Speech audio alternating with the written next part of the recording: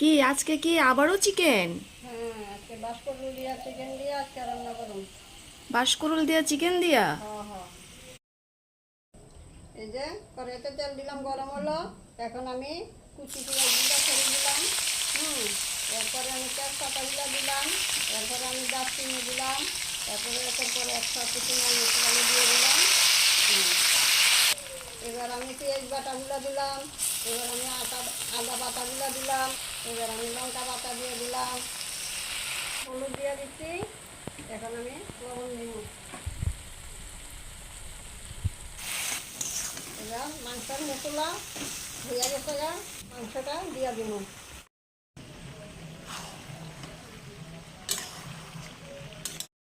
এবার আমি বাঁশকরুলটা দিয়ে দিতে আসি।